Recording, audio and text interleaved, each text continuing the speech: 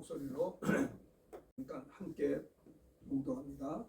요한복음 13장 34절 35절 같이 있습니다. 시작. 새 계명을 너희에게 주노니 서로 사랑하라. 내가 너희를 사랑한 것 같이 너희도 서로 사랑하라. 너희가 서로 사랑하면 이로써 모든 사람이 너희가 내 제자인 줄 알리라. 오늘 이 본문의 말씀은 예수님이 십자가에 못 박히시기 전에 제자들에게 성만찬 최후의 만찬 자리에서 새 계명을 너에게 준다. 서로 사랑하라. 내가 너희를 사랑한 것 같이 너희도 서로 사랑하라. 십자가를 지시기 전에 제자들이 서로 사랑할 것을, 너희가 서로 사랑하면 이로써 모든 사람이 너희가 내 제자인 줄 알리라. 이게 아주 어떻게 보면 마지막 메시지 같아요. 사실 이 말씀을 하실 때에는요, 주님을 배반할 가룟 유다가 밖에 나가버렸어요. 떡을 주니 받고 밖으로 나갑니다. 그랬어요. 그런 상태에서 마지막 주님이 사랑하는 제자들에게 만찬의 자리에서 성만찬하기 전에 이 말씀을 하신 것입니다. 그래서 요한복음 13장 34절부터 35절을 중심으로, 이 본문을 중심으로 말씀의 제목은요, 따라서 하시면 고맙겠습니다. 예수님께서 제자들에게 주신 새 계명, 십자가를 지시기 전에 마지막으로 제자들에게, 사랑하는 제자들에게 예수님이 주신 새 계명, 계명이라는 거죠. 계명이라는 거는 뭡니까? 자, 34절 한번 다시 읽어볼까요? 자, 새 계명 시작. 새 계명을 너에게 주노니 서로 사랑하라. 내가 너희를 사랑한 것 같이 너희도 서로 사랑하라. 새 계명을 너에게 준다. 계명은 명령이죠. 명령. 엔톨레 계명, 명령입니다. 계명, 엔톨레, 명령, 훈령, 명령이라는 거죠. 서로 사랑하라.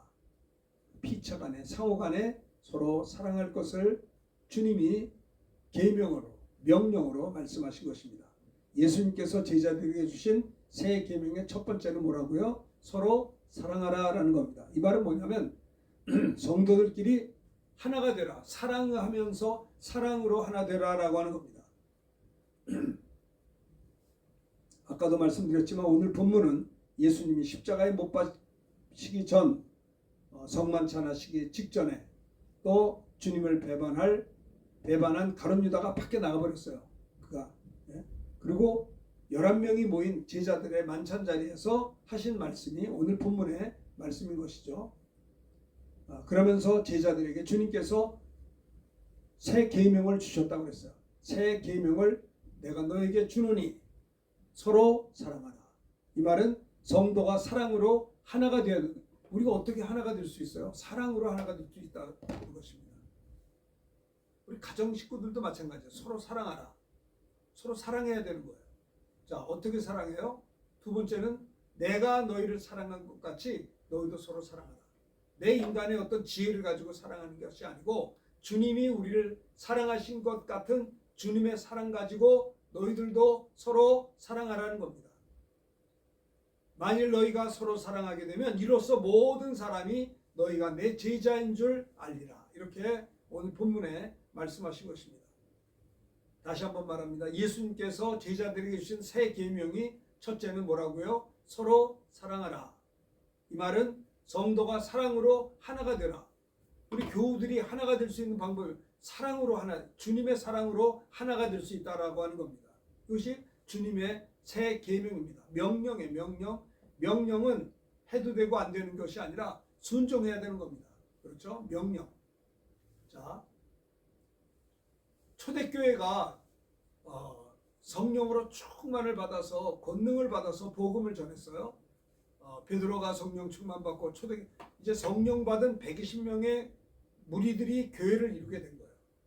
교회는 주는 그리스도시요 살아계신 하나님의 아들이십니다라고 신앙 고백하는 그 믿음의 반석 위에 교회가 세워지고요. 또 하나, 예수를 구주로 믿고 하나님의 아들로 믿는 신앙 고백이 있는 성도들이 성령을 받고 성령이 임해서 성령을 받음으로 다른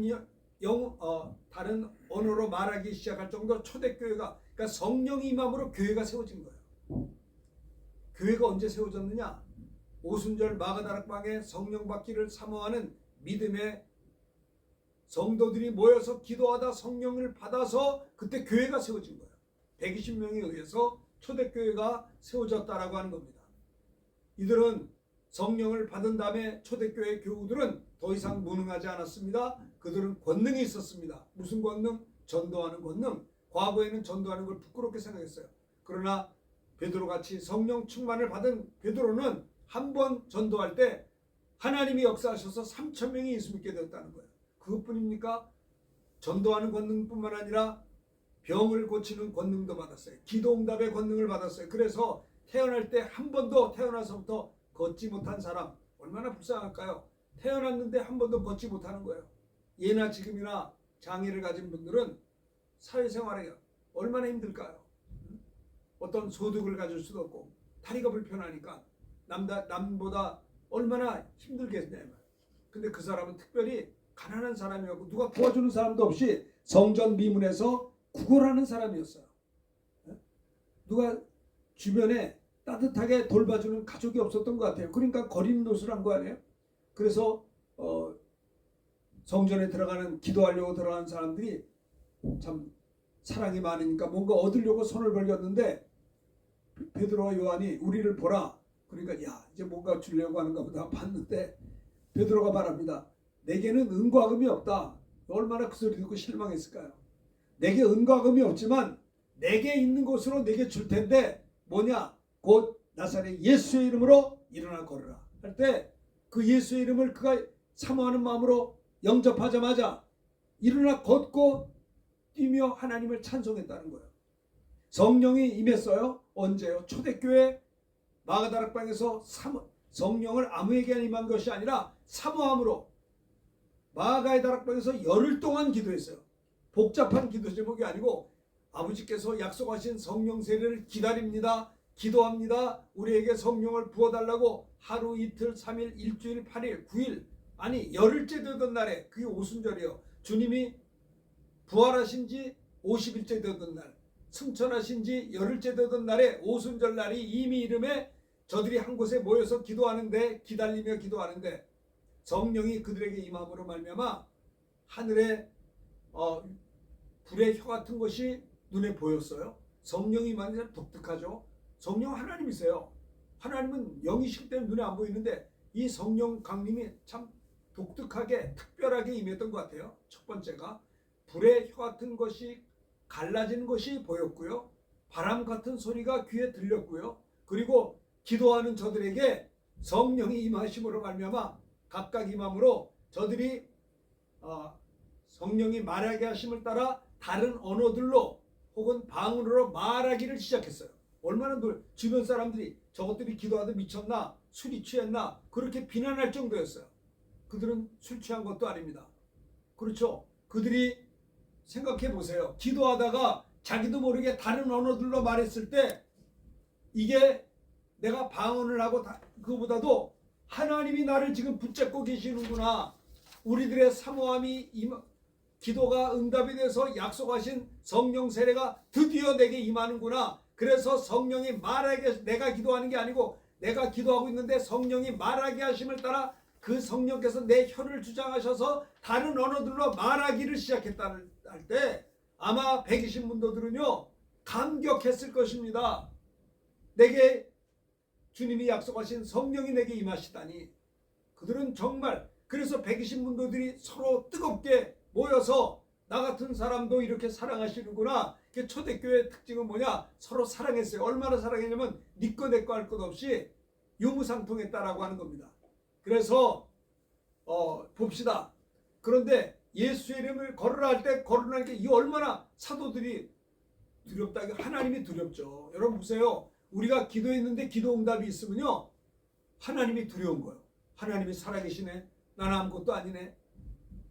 사람마다 두려워하는데 사도들로 말미암아 기사와 표적이 많이 나타났다고 했습니다. 그래서 44절 읽어봅시다. 여러분 같이 시작. 믿는 사람이 다 함께 있어 모든 물건을 서로 통용하고. 자 보세요. 사도들로 말미암아 기사와 표적이 막 나타나니까 믿는 사람들이 다 함께 있어서 니꺼 내꺼 모든 물건을 서로 통용하고. 또 45절 시작. 또 재산과 소유를 팔아 각 사람의 필요를 나누어 주며. 이게 뭐예요? 주님 안에서 한 가족이 된 거예요. 가족끼리는 니꺼 내꺼가 없잖아요. 서로 어려울 때 도와주잖아요. 하나님의 자녀, 너도 하나님의 자녀, 나도 하나님의 자녀. 하나님의 가족이 누가 우리 형제의 모친이요? 주의 뜻대로 사는 자가 우리 형제의 자매의 모친이라고 했지 않습니까? 성령을 받고 성령이 내게 임함으로 말미암아 하나님이 성령이 내 혀를 주장해서 막 내가 기도하는 자기 나라 말이 아니라 다른 언어로 말을 시작할 때 방언 다른 언어도 중요하지만 하나님이 우리 같은 자들의 기도에 응답하셨다는 그 감격 속에 이들이 말입니다. 구원의 확신은 물론이요. 네? 성령 임함으로 무능한 저들에게 권능이 임해서 전도의 권능이 나타나서 많은 복음을 전할 때 성령이 역사함으로 많은 영혼들이 주님께 나오게 되고요. 예수를 명할 때 걷지 못한 자가 한 번도 걸어보지 못한 자가 벌떡 일어날 때 그 사람도 놀랬지만 베드로도 놀랬을 거예요. 아니 사도들 구경 베드로와 요한은 옆에서 구경만 했는데 같이 기도했지만 그건 놀랬을 거예요. 하나님께 영광 돌리지 않겠어요? 그래서 초대교회는 정말 사도들의 전도와 기사와 표적을 보고 하나님을 두려워했어요. 하나님, 우리가 이 하나님 앞에 제대로 신앙생활을 해야겠구나. 하나님을 체험한 하나님의 자녀들의 특징은 뭐냐? 하나님 앞에 떨어요. 죄를 짓지 못해. 죄를 지면은 큰일 나는 것을 알아요. 근데 하나님을 믿지 않는 자들의 특징이 뭐냐? 마음껏 죄죠. 마음껏. 하나님 믿지도 않는데 뭐 어때요? 막 죄 짓죠. 근데 하나님을 체험한 자들은 두려워해요. 요셉도 하나님의 꿈을 받은 요셉이 보디발의 아내가 유혹할 때 세상적으로는 눈 한번 질끈 감으면 세상적으로 형통할 수도 있을 수 있겠죠. 예? 주인의 부인이니까. 그러나 내가 어찌 큰 악을 행하여 하나님 앞에 죄를 지으리요. 하나님의 은혜를 받은 자들의 특징은 하나님을 두려워하는 거예요. 죄를 짓지 못하고 하나님 앞에 살기 때문에. 초대교회가 그랬어요. 그리고 초대교회는 성도들끼리 서로 하나가 되었어요. 서로 미워하지 않았어요. 서로 불쌍히 여기고 서로 사랑했어요. 주님이 나를 사랑하신 것처럼, 주님이 나를 용서하신 것처럼 나도 형제를 용서할 수가 있었고, 주님이 나 같은 사람의 기도에 응답해 주시고 사랑해 준 것처럼 이 사랑을 나눌 수가 있었던 거예요. 그래서 그들은요, 열매가 뭐냐? 사랑의 열매가 있어. 성령의 열매가 사랑이잖아요. 재산과 소유를 팔아 각 사람의 필요를 나눠주고, 또 마음을 날마다 같이하여 성전에 모이기를 힘쓰고 집에서 떡을 떼며 기쁨과 순전한 마음으로 음식을 먹고 하나님을 찬미하니 또 온 백성에게 칭송을 받으니 주께서 구원받는 사람을 날마다 더하게 하신다고 했어요. 은혜 받은 초대교회는 뭐예요? 서로 누가 말하지 않아도 서로 사랑했어요. 성령 받은 결과가 뭐냐? 성령의 열매가 뭐냐? 사랑과 희락. 첫 번째가 사랑이요. 하나님을 사랑합니다. 그리고 세상보다는 하나님 의지하고 사랑하고요. 두 번째는 이웃을 사랑해요. 이웃을. 누가 말하지 않아도 성도들끼리 서로 사랑으로 하나가 된다라고 하는 겁니다. 예수님께서 뭡니까? 십자가를 지시기 전에 제자들에게 마지막으로 성찬식을 하면서 주신 계명이 있어요. 안타까운 마음으로. 왜냐하면 이 제자들이 싸움을 잘했거든요. 네가 크냐 내가 크냐. 주님이 나는 섬기러 왔다. 인자가 온 것은 섬김받으라. 도리어 나의 대성물을 주려고 왔다. 근데 네가 높으냐 싸웠단 말이야. 성령 받기 전에. 그러니까 주님이 십자가 지시기 전에 제자들에게 내가 너에게 명령한다. 좀 제발 서로를 사랑해라. 내가 너희를 사랑한 것처럼 그 사랑 가지고 서로 사랑하라. 이렇게 될 때, 너희가 서로 사랑하게 될 때 이래서 모든 사람이 너희가 주님의 제자인 줄 알 거 아니냐. 그렇지 않습니까? 그걸 말씀한 거예요. 세상에서도 그렇습니다. 서로 사랑하는 것에 중요성이 있어요. 세상에서 가장 아름다운 것은 서로가 서로에게 기댈 어깨가 되어주는 것입니다. 내가 아는 목사님은 사모님이 좀 다리가 불편하세요. 이제 나이가 70이 넘으셨는데 이렇게 내가 관심 있게 보니까 사모님이 걸어갈 때마다 꼭 손을 잡아주세요. 그러면서 참 아름답다 생각했어요. 사모님이 다리가 좀 불편하시니까 걷기가 좀 불편하잖아요. 그러니까 그 목사님은 꼭 꼭 항상 손을 잡아주세요. 이게 사랑 아닙니까? 서로 사랑하는 것이 중요한 것입니다. 그러니까 어떻게 보면 사모님이 좀 불편해서 불편할지 모르지만 그 두 분은요 얼마나 사랑하는지 몰라 세상에. 예? 하나님께서 그 목사님 가정에 다른 목사님들이 흉내낼 수 없는 하나님의 사랑을 주신 것 같아요. 세상에서 가장 아름다운 것이 뭐냐? 서로가 서로에게 기댈 수 있는 어깨가 되어주는 거라고 생각해요.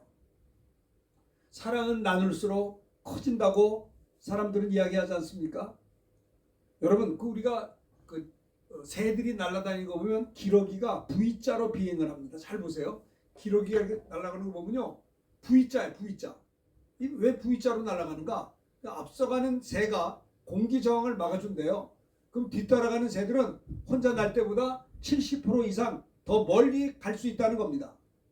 참 재밌죠? 말 못하는 미물 새들도 서로 사랑하고 도와줘요. 하나님이 이렇게 만드신 것 같아요.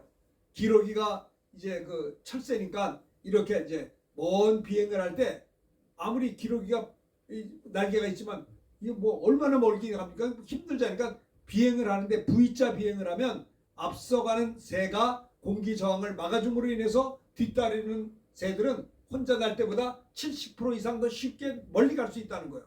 뒤에 있는 새들은요, 또 재밌는 게 뭐냐면 앞에 있는 새가 힘있게 날갯짓을 하면서 저항을 막아주니까 또 끊임없이 울음소리를 내서 앞선 새를 격려한다는 거예요. 사랑한다는 게 이런 거 아닙니까? 힘 있는 자는 먼저 앞으로 가고 저항을 막아줘서 좀 약한 자들은 그 힘 가지고 같이 가고 같이 가는 거예요. 전부 다. 그 뒤에서 그 저항을 막아줘서 고마워가지고 또 울음소리를 낸다는 거예요. 그래서 격려해준다. 힘내라고. 서로 사랑하는 것이 이런 모습이다라는 거예요. 제자들에게 주신 세명이 서로 사랑하라는 겁니다. 지금 우리의 자녀들이 다 커서 뭐 정말 성년이 이미 다 됐지만 제가 결혼 초에 자녀들을 낳을 때 두 아들을 키우면서 이렇게 보면 서로 둘이 친하게 지내면 되게 기뻐요, 마음이. 네? 얼마나 흐뭇한지 몰라요. 형제간에 우애 있게 같이 놀고 같이 공부하고 같이 이렇게 행동하는 걸 보면 마음이 흐뭇한데 어떤 때 둘이 또 싸워. 막 다 형제간에. 그러면 말은 안 하지만 부모 마음은 아픈 거예요. 마찬가지예요. 세상의 부모도 한번 자식을 낳으시라고요. 그런가 안 그런가. 근데 세상의 부모도 그런 감정을 느끼고는 하물며 하나님 아버지께서 성도들이 다 있잖아. 다 사랑하는데 이 성도들이 사랑으로 하나가 될 때 얼마나 하나님께서 영광을 받으시고 기뻐하시겠느냐라는 겁니다. 근데 성도들이 있어가지고 서로 막 다퉈요. 에? 막 분을 냈는데 해가 지도록 분을 품어. 이게 화해도 안 해. 에? 이러면 얼마나 성령 하나님이 근심하시겠냐라고 하는 겁니다. 주님이 사랑하는 제자들에게 이제 십자가를 지시기 직전에 성만찬을 하시면서 이들에게 하신 말씀이 안타까운 마음을 가지시고 새 계명을 너에게 준다. 서로 사랑하라. 서로 사랑하라 이 말입니다. 그것은 뭐냐? 너희가 사랑으로 하나가 되어야 된다라는 겁니다. 그렇죠? 어떻게? 34절 다시 한번 읽어봅시다. 시작. 새 계명을 너에게 주노니 서로 사랑하라. 내가 너희를 사랑한 것 같이 너희도 서로 사랑하라. 서로 사랑하되 어떻게 해요? 주님이 제자들을 사랑한 것 같이 그 주님의 사랑 가지고 너희들도 예수님의 사랑으로 서로 사랑하라 라고 하는 겁니다. 아가파오, 사랑. 하나님의 사랑입니다. 사랑한 것 같이 주님이 제자들을 사랑한 것 같이 원어에 보면 아가파오예요. 그건 뭐냐? 주님이 하나님의 사랑으로 제자를 사랑한 것처럼 그 아가파오를 가지고도 너희는 서로 상호간에 사랑하라. 아가파오를 하라 이 말입니다. 이것이 두 번째 주님의 계명입니다. 서로 사랑하라. 사랑으로 성도가 하나가 되라. 두 번째는 뭐예요? 내가 너희를 사랑한 것 같이 사랑. 다시 말해서 예수님과 같이 헌신적으로 사랑. 예수님 우리를 위해서 헌신하셨잖아요. 십자가를 주셨잖아요. 주님이 우리를 위해서 피 뿌려줬잖아요. 내 피를 받아 마시라고 했잖아요. 내 살을 받으면 주님이 우리를 사랑하는데 말로만 사랑한 게 아니라 십자가에서 살을 찢기고 피 흘려 그 피로 헌신 몸을 다 줬잖아요. 내 피는 참된 음료요 내 살은 참된 양식이라. 주님처럼 헌신적으로 주님이 나에게 헌신적으로 십자가에서 그렇게 사랑하신 거죠. 그래서 내 죄를 다 가져갔잖아요. 내 죄를 씻어주시고 내 모든 병을 담당하시고, 그리고 주님께서 그렇게 나를 위해서 못 박혀 피 흘려 죽으시는 그 몸을 바쳐 헌신하셨잖아요. 예수님과 같이 헌신적으로 서로 사랑하라는 겁니다. 이것이 두 번째 명령이에요. 첫 번째는 뭐예요? 서로 사랑하라. 사랑을 가지고 하나가 되어야 된다. 나누지면 안 된다. 형제 간에, 부부 간에도 나누지면 안 된다. 부모 자식 간에도 하나가 되어야 된다. 서로 사랑해야 한다. 부모님들은 자식들을 위해서 기도할 때 눈물로 기도해야 돼요. 자녀들도 부모를 위해서 눈물로 기도할 수 있어야 돼요. 남편은 아내를 위해서 눈물로, 아내는 남편을 위해서 눈물로 기도할 수 있어야 돼요. 주님이 우리를 위해서 그야말로 헌신적으로 피를 다 쏟으시기까지 우리를 사랑한 것처럼 우리들도 그렇게 예수님처럼 헌신적으로 사랑하라. 내가 너희를 사랑한 것 같이 너희도 사랑할 것을 주님이 명령하신 것입니다. 이것이 두 번째 주신 계명이에요. 첫 번째는 서로 사랑하라. 사랑으로 하나가 되어야 된다. 쪼개지면 안 된다. 한 몸, 한 마음, 한 뜻을 품고 서로 하나로 하나 되어 사랑으로 하나 되라. 두 번째는 네 실력 가지고 사랑하지 말고 주님이 나를 사랑한 것 같이 주님의 사랑으로 사랑하라는 거예요. 주님의 사랑은 어때요? 주님의 사랑은 오래 참으세요. 네? 탕자가 집을 나갔어요. 아버지의 사랑이 어떤가요? 기다리는 거예요. 올 때까지 기다려. 상고가 뭔데 이 화랑방탕에서 다 털고 죽게 되었을 때 돌아와 거짓골에 왔을 때도 아버지가 나와서 기다리는 거예요. 기다리는 거예요. 그러니 이 아들이 아버지를 보고 할 말이 없죠. 네? 내가 아버지 앞에 죄를 졌기 때문에 내가 무슨 얼굴로 아버지를 대할 수 있습니까? 나를 자녀로 보지 마시고 그냥 품꾼의 하나로 걷어주세요 했더니 아버지가 거기에 대답도 안 해. 무슨 소리야? 속으로 하시면서 그를 포옹하면서 손에 가락지를 끼워줬어요. 돌아오면 된 거예요. 그게 회개예요. 네? 주님은 우리들의 과거의 허물과 약점에 관심이 없어요. 돌아오기만 하면 손에 가락지를 끼워주는 거예요. 사람은 뒤끝들이 많아. 30년 전, 40년 전 그 섭섭했던 걸 아주 양쪽에 도돌이표가 붙어서 했던 말, 또 하고 또 했던 말 또 하니까 그게 얼마나 피곤해요. 하는 사람도 힘들고 듣는 사람도 힘들고 도대체 성경 말씀을 귀를 기울이질 않아요. 성경은 뭐래요? 해가 지도록 불을 품전하려고 했는데 아주 해가 지도록 더 기억하면 되겠냐 이 말이에요. 어떻게 서로 사랑하느냐? 주님이 우리를 사랑하신 것처럼. 그래서 히브리서 10장 17절에 보면 너와 너의 죄와 불의를 기억지도 않는다고 했어요. 우리가 우리 죄를 자백하면 저는 미쁘시고 의로사 우리 죄 사하시고 모든 불의 소리를 깨끗게 하시는데요. 한 번 기도한 것은 받은 줄을 믿으라. 그러면 그대로 되는 것처럼 한 번 회개한 것은 용서한 줄 믿어야 돼요. 에? 자범죄를 짓고 회개한 다음에 또 회개한. 그러면 이게 믿음이 없는 거고, 아니 주님은요 자백하고 하면 네 죄 사하시고 우리의 불의와 잘못을 기억지 않는다고 그랬어요. 하나님은 망각의 능력이 있어요. 하나님은 전지전능하시기 때문에 잊어버려요. 어떤 집사님은 저에게 와서 목사님 제가 지난번에 했던 거 미안해요. 에이 됐어요 집사님 또 얘기해. 그거를 난 다 잊어버렸어. 다 잊어버리지 않은 거예요. 다 잊어버렸으면 그게 뭔 말이에요. 사람은 망각의 능력이 없어요. 응? 누가 나한테 잘못한 게 그냥 용서는 했지만 기억은 나요. 근데 하나님께서는요 우리가 회개하면 죄와 불의를 기억지 않는다고 했기 때문에 주님은 전능하시기 때문에 망각의 능력도 있으시기 때문에 내가 두 번, 세 번 회개하면 주님 뭔 말인지 모르세요. 이 말을 이해하십니까? 그렇다고 우리가 뻔뻔하게 죄를 지라는 건 아닙니다. 주님은 우리가 자백하면 저는 저희의 죄를 사하신다면 말씀대로 용서하신 거예요. 불의와 죄를 기억하지 않는다면 안 하는 거예요. 그렇죠? 자, 주님이 우리를 사랑한 것 같이 너희도 서로 사랑하라. 주님이 나 같은 거를 용서한 것처럼 넉넉히 우리 내가 뭐 스케일이 커서 저 사람을 용서하는 게 아니고요. 내가 주님의 사랑받은 게 얼마나 큰데 1만 달란트보다도 큰데 아니 저 형제가 나에게 잘못하면 500대례밖에 안 돼. 이건 넉넉하게 용서가 되는 거예요. 안 그러겠어요? 내가 얼마나 큰 용서를 받았는데 내가 얼마나 큰 사랑을 받았는데 이 사랑을 줄 수 있어야 되는 거 아니에요? 예? 그래서 사도 바울도 그렇게 능력이 많았어도 나는 주님의 복음의 빚진 자라.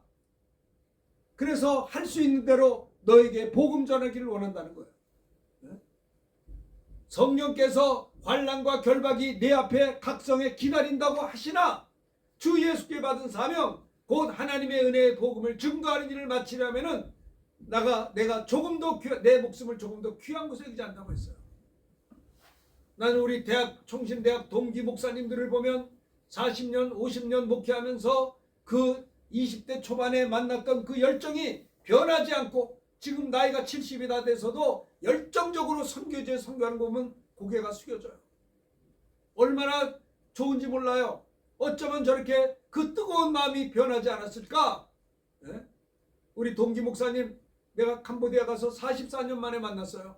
대학부 때 같이 졸업했던 목사님이 미국 가가지고 웨스트민스터 신학교 가서 10년 동안 공부해서 변증학으로 박사학위를 받았어요. PhD를 받고 20년간 미국에서 목회하시다가 그 이후에 하나님의 보내심을 받아서 열악하기 짝이 없는 뭡니까?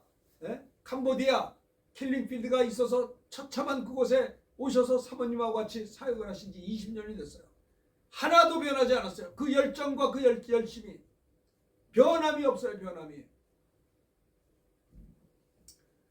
여러분 우리가 이웃을 사랑하는 것이 내 실력을 가지고 내 알량한 내 어떤 스케일을 가지고 사랑하는 것이 아니라 내 주님이 우리를 사랑한 것 같이 그 사랑 가지고 사랑하는 거예요. 주님이 나를 용서한 것 같이 아무것도 다 용서가 되는 거예요. 예수님처럼 헌신적으로 사랑할 것을 주님은 십자가 지시기 전에 성만찬을 하시기 전에 사랑하는 제자들에게 새 계명을 너에게 주노니 서로 사랑 좀 해라. 네가 높으냐 내가 그러지 그만 좀 하고 내가 너희를 사랑한 것 같이 너희도 사랑하라 이겁니다. 그렇죠. 주님이 주신 계명인 것입니다. 사랑. 자, 요한복음 15장 12절을 읽어볼까요? 35절, 12절 시작. 내 계명은 곧 내가 너희를 사랑한 것 같이 너희도 서로 사랑하는 이것이니라. 요한복음에서도 말씀했어요.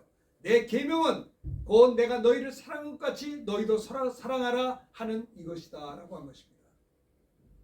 요한일서 3장 16절에 보면 다 같이 한번 읽어봅시다. 16절 시작. 그가 우리를 위하여 목숨을 버리셨으니 우리가 이로써 사랑을 알고 우리도 형제들을 위하여 목숨을 버린 것이 마땅하니라. 17절. 누가 이 세상의 재물을 가지고 형제의 궁핍함을 보고도 도와줄 마음을 닫으면 하나님의 사랑이 어찌 그 속에 거하겠느냐. 18절입니다. 자녀들아 우리가 말과 혀로만 사랑하지 말고 행함과 진실함으로 하자.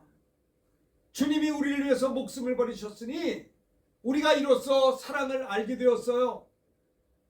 또 우리도 형제를 위해서 목숨을 버리는 것이 마땅한 것입니다. 누가 이 세상의 재물을 가지고 형제의 궁핍함을 보고도 도와줄 마음을 닫아버리면 하나님의 사랑이 어찌 그 속에 거하겠느냐. 그러므로 사랑하는 형제들아 우리가 말과 혀로만 사랑하지 말고 행함과 진실함으로 할 것을 18절에 말씀했습니다. 예수님은요 선생님이고 구주세요. 그렇죠. 그런데 제자들을 시켰어요. 그러면서 하신 말씀이 너희가 나를 주와 선생이라고 말을 하니 너희 말이 옳도다. 내가 너희의 주와 선생이 되어 너희의 발을 씻겼으니 너희도 서로 발을 씻기는 것이 옳으니라. 내가 너희를 섬겼으니 너희도 섬기는 것이 옳으니라. 섬기는 것이 옳은 거예요. 지난번에도 얘기했지만은 제 후배 목사님이 참 간증하는 걸 내가 잊을 수가 없어요. 총신 3년 다니면서 사당동 캠퍼스에서 그때 양지 캠퍼스가 생겨가지고 옛날 얘기입니다. 그래서 스쿨버스가 왔다 갔다 했어요. 그래서 서울에 있는 분들은 사당동 총신 캠퍼스에서 버스, 그 버스를 타고 학교 스쿨버스를 타고 양지까지 가는 거예요. 경기도 양지까지. 그 돌아오는 길에는 또 양지에서 서울로 왔다가 사당동에서 집으로 가는 이렇게 맨날 왔다 갔다 했어요. 전사님들이. 근데 그 전사님이 3년 동안 굉장히 간증하기를 수업이 끝나면 막 뛴대요. 스쿨버스 타려고. 그래야 앉아서 갈 수 있으니까. 다 뭐 뛰는 거를 뭐라고 할 수는 없죠. 저 같은 경우도 뛸 것 같아요. 몸이 약한 사람은 뛰어서 앉는 게 편하잖아요. 서서 가기 얼마나 힘들겠어요. 옛날에 요즘엔 버스 안 섰는데 옛날엔 다 앉아서 가죠. 요즘엔. 그 옛날에 서서도 갔단 말이에요. 그런데 이분이 3년 동안 양지 캠퍼스에서 사당동 캠퍼스로 스쿨버스가 이제 운행을 하는데 수업 끝나면 사람들이 다 뛰는 거예요. 왜? 빨리 앉아야 되니까. 한 번도 안 뛰어요. 내가 뛰면 누군가는 서 있을 거 아니냐. 섬기고 싶어서 3년 동안을 한 번도 안 뛰고 걸었다는 거예요. 그래서 자기는요, 기사 아저씨 옆에 그 둥그런 게 있어요. 뜨뜻한데 거기 앉아서 서울까지 왔다는 거예요. 3년 동안 그랬답니다. 제가 그 간증을 듣고 지금도 변함이 없어요. 벌써 그것이 35년 전, 40년 다 된 얘기인데 그때도 그랬는데 지금도 선후배 목사님들 만나면 되게 선배님들이 되는데 이분이 후배, 새카만 후배인데도 저보다 후배란 말이에요. 그러니까 나도 선배 같이 모이면 자기가 섬기려고 그래요. 섬기고 싶어서 못 견뎌요. 네? 은사 아니에요, 은사. 하나님께서 그를 축복 안 하시겠습니까? 후배 목사님이지만 제가 그거 보면서 나도 섬겨야지. 저렇게 열심히 주님의 섬김을 가지고 섬기는 걸 봅니다. 예수님께서 제자들에게 주신 사명은 바로 그것입니다. 우리가 잘 알잖아요. 누가복음 10장에 보면 예루살렘에서 여리고로 내려가다가 강도 만나서 옷을 벗기고 때려 고반 죽게 된 자가 있었어요. 근데 제사장이 지나갔는데 피해 갔어요. 레위인도 지나가다가 피해 갔어요. 어떤 사마리아는 여행하는 중에 그 강도에게 만나 고반 죽게 된 불쌍한 사람, 나도 그냥 죽어버리는 거예요. 죽게 된 사람을 제사장과 레위인은 피해갔고 사마리아 사람은 손가락질 받는 혼혈하고 유대인들이 이 사마리아 사람 취급도 안 했어요. 그런데 손가락질 받는 이 사마리아 사람은 거기 가서 불쌍히 여겨 가까이 가서 기름과 포도주를 상처에 붓고 싸매어주고 자기 짐승에 태워 주막으로 데려가서 돌봐주었습니다. 이튿날 그 주막 주인에게 돈을 더 주면서 말하기를 이 사람을 돌봐주시오. 비용이 더 들면 내가 돌아올 때 갚을 테니까 내가 올 때까지 잘 좀 돌봐주시오 하고 했어요. 이 사마리아 비유를 들으시면서 주님이 사람들에게 말합니다. 내 생각에는 이 세 사람 중에 누가 강도 만난 자의 이웃이 되겠느냐? 대답합니다. 자비를 베푼 자입니다. 예수께서 말씀하시기를 너도 이와 같이 하라는 거예요. 이게 주님의 사랑 가지고 하라는 겁니다. 사랑만 가지고 될까요? 원수까지도 사랑하고 사랑하라 그랬잖아요. 근데 축복하라는 말이 로마서 12장에 나와 있어요. 너희를 박해하는 자를 축복하라. 축복하고 저주하지 말라. 즐거워하는 자가 함께 즐거워하고 우는 자와 함께 울라. 서로 마음을 같이하여 높은 데 마음을 두지 말고 도리어 낮은 데 처하며 스스로 지혜 있는 채 하지 말라. 아무에게든지 악으로 악을 갚지 말고 오직 모든 사람 앞에 선한 일을 도모하라. 악한 사람 보면 에이 저 사람 잘못돼도 좋겠다. 그러지 말라는 거예요. 모든 사람 앞에 선한 일을 도모하라. 18절 읽읍시다. 시작. 할 수 있거든 너희로서는 모든 사람과 더불어 어떻게 해요? 화목하라. 화목하라는 겁니다. 피스메이커가 되라는 거예요. 그 다음에 중요한 말씀이 19절에 있어요. 19절 읽읍시다. 시작. 내 사랑하는 자들아 너희가 친히 원수를 갚지 말고 하나님의 진노하심에 맡기라. 기록되었을 때 원수 갚는 것이 내게 있으니 내가 갚으리라고 주께서 말씀하시느니라. 원수를 갚지 말라는 거예요. 하나님께 맡기라는 거예요. 원수 갚는 것이 하나님께 있으니 하나님이 갚으시라고 주님이 말씀하셨다는 겁니다. 내가 손에 흙 묻히지 말라는 거예요. 하나님께 맡기고 네가 할 일은 뭐냐? 축복하며 기도하라는 거예요. 그리고 또 하나 20절 우리가 해야 될 일이 있습니다. 시작. 내 원수가 줄이거든 먹이고 목마르거든 마시게 하라. 그리함으로 내가 숯불을 머리에 쌓아 놓으리라. 우리가요 사랑하는 사람한테는 잘해요. 근데 내게 너무 힘들게 하는 사람에게는 못하죠. 이해해요. 그런데 성경은 뭐라고 말합니까? 내 원수가 줄이거든 먹여주고 목마르거든 마시게 하고 그리함으로 내가 숯불을 그 머리에 쌓아. 그 얼마나 감동이 돼서 숯불을 머리에 얼마나 뜨거워요. 뜨거운 감동을 주라는 거예요. 21절 결론입니다. 시작. 악에게 지지 말고 선으로 악을 이기라. 이기라는 겁니다. 또 하나 있어요. 베드로전서 3장 8절 9절 읽읍시다. 두 절을 다 같이 시작. 마지막으로 말하는 너희가 다 마음을 같이하여 동정하며 형제를 사랑하며 불쌍히 여기며 겸손하며 악을 악으로 욕을 욕으로 갚지 말고 도리어 복을 빌라. 이를 위하여 너희가 부르심을 받았으니 이는 복을 이어받게 하려 하십니다. 베드로 사도가 베드로전서 3장에서 마지막으로 말한다. 너희가 마음을 같이하여 서로 불쌍히 여기며 동정하며 형제를 사랑하며 불쌍히 여기며 겸손하며 악을 악으로 욕을 욕으로 갚지 말고 따라합시다. 도리어 복을 빌라. 이것을 위해서 우리가 하나님이 부르셨다는 겁니다. 이렇게 부르심을 받아서 복을 빌면 하나님의 복을 이어서 받을 수 있다는 거예요. 왜 하나님의 복이 없는 줄 아세요? 이거 안 해서 그러는 거예요. 왜 이렇게 예수 믿으면서 지질이 공상으로 맨날 어렵게 사느냐? 이거를 뭐냐면 악을 악으로 갚으려고 하고 욕을 욕으로 갚으려고 하기 때문에 그래요. 도리어 복을 빌며 기도해야 되는데 이를 위하여 주님이 우리를 부르셨는데 너희가 부르심을 받았으니 이를 위해서 이는 하나님의 복을 이어받게 하나님의 복이 이어진다니까요. 이것을 주님이 말씀하신 것입니다. 아낌없이 주는 나무라는 그 쉘 실포타인의 그런 제목이 있어요. 아낌없이 주는 나무. 글 쓴 제목이죠. 나무는 소년에게 모든 것을 다 준다는 거예요. 어릴 때는 그 나무가 그네가 된대요. 그네 타고 놀잖아요, 애들이. 근데 돈이 필요해서 커지면 그 나무에 열매를 줘가지고 그 돈을 쓴다는 거예요. 돈이 필요하니까.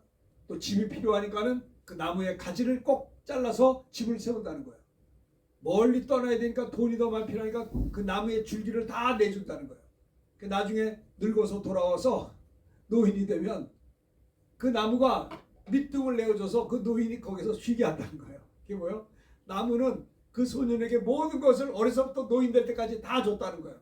어릴 때는 그네 타게 했고 돈이 필요할 땐 그 나무에 열매를, 나무가 많잖아요. 열매를 주고 집이 필요하니까 그 가지를 쳐서 집을 만들게 하고 멀리 떠나니까 그 나무에 줄기를 잘라서 더 큰 돌을 만들고 마지막 노인이 돼서 돌아와서 그 소년이 노년이 될 때는 그 나무가 늙어가지고 밑둥만 남아서 거기 앉아서 쉰다는 거예요.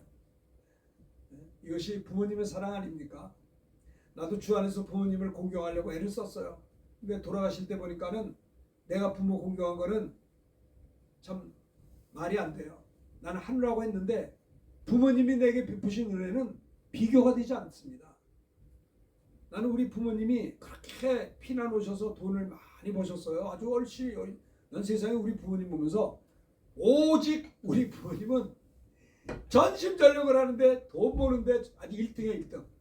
어떻게 하느냐? 절약을 하세요. 절약. 절대로 낭비 안 해요. 수도꼭지 누가 들면 팍 잠가버려요. 불도 닫고 빈방에 불 닫고 절약하는 거예요. 아껴요. 돈을 많이 버셔서 좋은 음식을 먹을 수도 있는데 저 구석에 앉아서 라면을 잡수고 계세요. 뭐 라면도 그때 좋았지만은 라면 안 잡숴도 될 수 있는 어른들인데도 라면, 짜장면 별것도 아닌데도 짜증나 뭐 라면 더 싸니까. 근데 자식한테는 주는 거예요. 자식한테는 그렇게 절약하고 힘쓰고 당신한테도 쓰지 않은 그 모든 돈을 자녀들한테 막 붓는 거예요. 우리가 거짓말하는데도 그냥 속아주는 건지 용돈을 막 더 줘. 난 부모님 보면서 아니 이런 분들이 어딨나. 나는 내가 부모가 되면 그걸 못할 것 같아요. 참 정말 우직하리만큼 아주 노골적으로 자식을 사랑해주고 지나칠 정도로 자기 모든 것을 주셨어요. 부모님의 사랑을 보면서 주님의 사랑의 예표가 아닌가. 주님이 주신 마음이 아닌가. 예수님의 사랑도 그래요. 자격 없는 자식을 내가 낳았기 때문에 부모가 끝까지 살피고 돌봐주듯이 아무런 죄악이 관영한 세상 속에 억만 죄악을 짓고 지옥 가고 저주받아도 할 말이 없는데 그러한 우리들을 주님이 뭔데 우리를 사랑하셔서 우리를 택하시고 예수 믿게 하시고 십자가 피로 우리 죄를 씻어주신 주님의 그 사랑.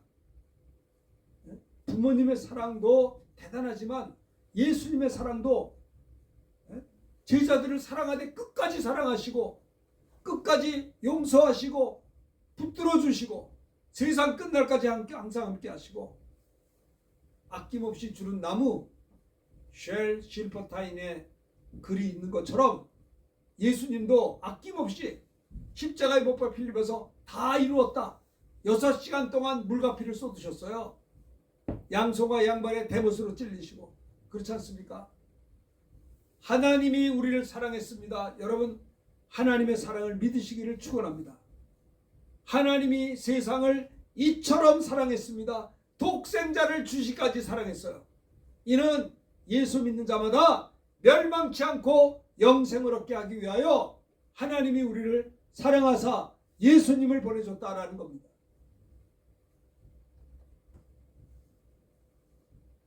사랑의 척도는 측량할 수 없이 사랑하는 것이에요. 돌아가신 우리 할머니도 그저 내가 손주가 이뻐가지고 내가 돈 달라면 돈 주고 맛있는 거 사다가 갖다 주시고 이건 뭐 그냥 부어주시는 사랑이에요. 조상은 우리가 철들면 안 계세요. 부모님도 나를 도울 때 저놈이 커서 내게 효도하겠지 그런 마음이 없어요. 그냥 너 잘 되라는 거예요. 나를 밟고 너는 일어나라는 거예요. 부모님이 나에게 베풀고 나는 것은 저놈이 커서 나를 공경하고 효도하겠지라는 생각이 아니고 자식이기 때문에 준 거예요. 이게 부모님의 사랑이에요. 그게 주님의 사랑의 예표 아닙니까? 주님도 우리 같은 거가 뭔데 우리 때문에 이 땅에 오시고 고난을 당하시고 양손과 양발에 대못으로 찔리시고 6시간 동안 피를 쏟으셨어요. 가시멜류관에서 팔레스타인 가시는요 그 머리에 할 때 송곳같이 날카로워서 예수님이 가시멜류관 쓸 때요 그 가시가 예수님의 뼈를 뚫었어요. 머리뼈를 뚫으니까 온몸에 피가 쏟으셔서 예수님이 얼굴이 배지할 정도로 피를 쏟으셨어요. 온몸에 피가 6시간 동안 다 빠졌어요. 그리고 다 이루었다. 내가 목마르다. 아버지여 내 영혼을 아버지께 부탁하나이다. 엘리 엘리 라마 사박다니 당신은 사랑이십니다. 아들을 십자가에 죽이시기까지 침묵하시고 이것을 보셨으니 과연 아버지 하나님은 사랑의 하나님이십니다. 엘리 엘리 라마 사박다니 어찌하여 나를 버리시나이까는 나를 버리실 정도로 당신은 저들을 사랑하시군요. 사랑을 향한 감탄사 아닙니까 그게? 아니 주님이 돌아가시면서 나를 버리시고 이거 뭐 아셨어요? 그 말한 거 원망의 말이 아니라 과연 성부 하나님은 아들을 십자가에 내어줄 정도로 끝까지 기다리시며 저 택한 자들을 사랑하시는 사랑이십니다. 감탄하신 겁니다. 주님이 새 계명을 주셨습니다. 사랑하는 제자들에게 서로 사랑하라.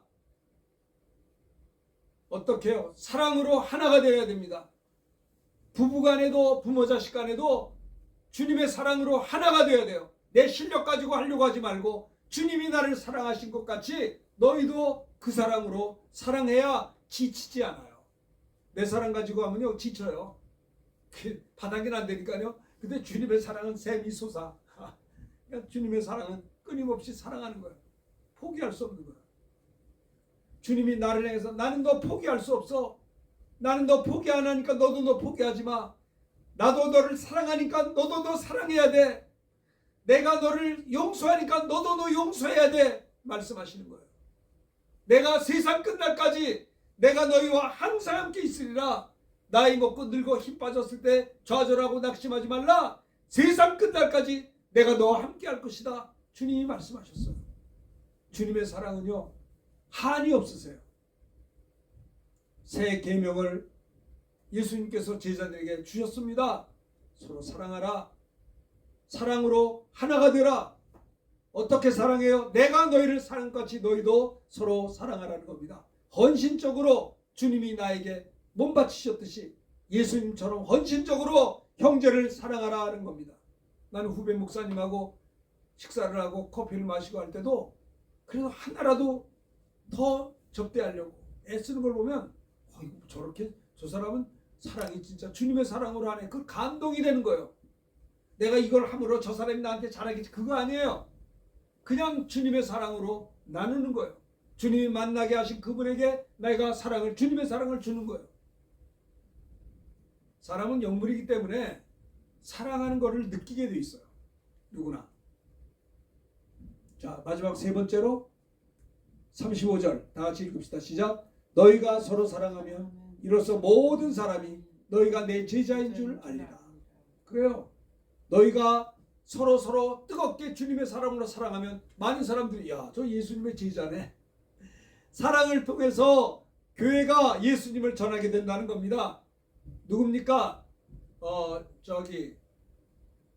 손양원 목사님이 안재선을 용서했잖아요. 주님의 사랑으로 양자로 받았어요. 자기 두 아들을 공산당 안재선이를 용서했고 사랑했고 양자로 입을. 그 뭐예요? 주님의 사랑을 가지고 손양원 목사님은 안재선 씨를 그 주님의 사랑을 가지고 그를 용서하고 구명운동 일으켜주고 나중에 양자로 받으셨기 때문에 그게 뭐예요? 주님의 사랑 가지고 있어요. 그래가지고 이 사랑을 통해서 안재선 씨가 예수 믿게 됐어요. 아니 안재선 씨 아들이 목사님이 됐다고 그래요. 네? 사랑을 통해서 교회가 예수님을 전하게 된다는 겁니다. 손양원 목사님의 사랑을 통해서 어떻게 해요? 예수님이 증거된 거 아닙니까? 누굽니까? 그 순교당하신 토마스 선교사님은 대동강변에 내리자마자 목베임을 당했지만은 그가 돌아가시면서 순교당하기 직전에 가지고 있는 한글 성경을 박충권에게 순사에게 주었을 때 그가 그걸 가지고 있다가 많은 사람들이 예수 믿어서 하나님의 일꾼이 됐다는 얘기겠어요. 주님의 사랑 가지고 복음을 전하려고 하다가 그 사랑이 예수님을 전하게 된다는 겁니다. 너희가 서로 사랑하면 주님의 사랑을 가지고 있으면 이로써 모든 사람이 너희가 내 제자인 줄 알리라는 말은 주님의 사랑을 통해서 교회가 성도가 예수님을 전하게 된다라고 하는 말입니다. 스데반 집사님도 그랬고요. 손양원 목사님도 그랬고요. 또 우리 토마스 선교사님도 그랬고요. 너희가 서로 사랑하면 주님의 사랑을 가지고 나갈 때 그를 통해서 예수님이 복음이 전해진다라는 것이죠. 너희가 서로 사랑하면 많은 사람들이 너희가 내 제자인 줄 알리라. 제자, 마데테스. 제자는 선생을 배우는 겁니다. 너희는 내게 와서 배우라. 나는 마음이 온유하고 겸손하니 내 온유를 배우고 온유의 멍에를 메고 겸손의 짐을 지라. 내 멍에는 쉽고 내 짐은 가벼우니라 그랬어요. 왜 사람이 무겁게 사는 줄 아세요? 네? 왜 힘들게 사냐? 온유하지 않아서. 그냥 얼마나 신경이 날카로운지 몰라. 조금만 해도 발끈발끈하고 주님의 온유를 좀 배우세요. 주님의 겸손을 좀 배우시라고요. 겸손한 사람은 시험 들지 않아요. 우리가 주님의 제자가 선생님 예수님을 배워야 될 거 아니에요. 내게 와서 배우라.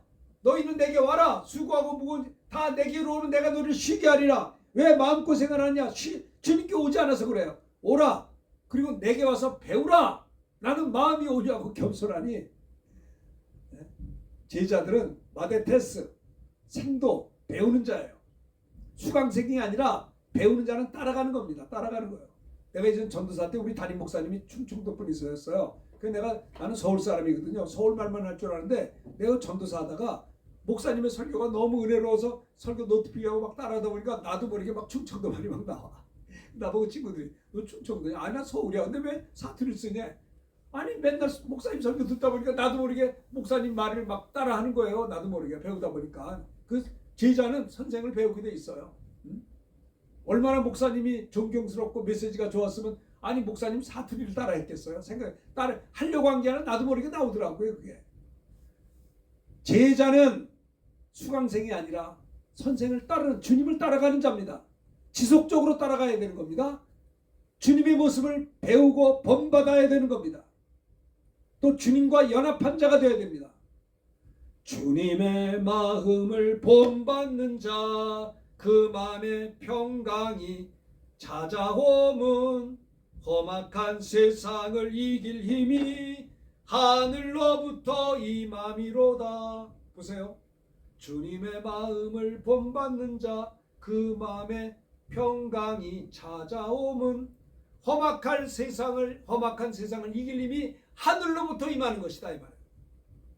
주님을 닮는 겁니다. 주님을. 너희가 서로 사랑하면 이로써 모든 사람이 너희가 내 제자인 줄 알리라. 안다. 기노스코. 이거는 체험한다. 이해한다. 깨닫는다. 그런 뜻입니다. 안다. 부부간에 서로 알잖아요. 그게 기노스코예요. 내가 주님을 안다. 신부된 내가 신랑 되신 예수님을 경험한다. 부부가 서로 알듯이 우리 주님을 알게 된다라는 겁니다. 사랑을 통해서 교회가 예수님 전하게 된다라고 하는 말입니다. 제자들은 뭡니까? 누구든지 주님을 따라가려거든 자기를 부인하고 자기 십자가를 지고 주님을 따르는 것입니다. 제자는 자기 십자가가 있어요. 그리고 주님을 따라가는 겁니다. 즉 예수님의 십자가의 사랑을 드러내는 자가 된다는 거죠. 자, 오늘 말씀을 전했습니다. 말씀을 마무리합니다. 예수님께서 제자들에게 주신 세 계명. 첫째, 서로 사랑하라. 뭐라고 그랬어요? 성도가 사랑으로 하나가 되라. 성도님께서 가정에서도 사랑으로 하나가 되어야 됩니다. 두 번째, 내가 너희를 사랑같이 사랑하라. 예수님처럼 헌신적으로 사랑하라. 세 번째, 서로 사랑하면 너희가 내 제자인 줄 알리라. 사랑을 통해서 교회가 예수님을, 성도가 예수님을 전하게 된다라고 하는 겁니다. 너희가 서로 사랑하면 이로써 모든 사람이 너희가 내 제자인 줄 알리라. 이 말씀 들은 걸 생각하면서 우리 함께 감사한 마음으로 찬송합시다.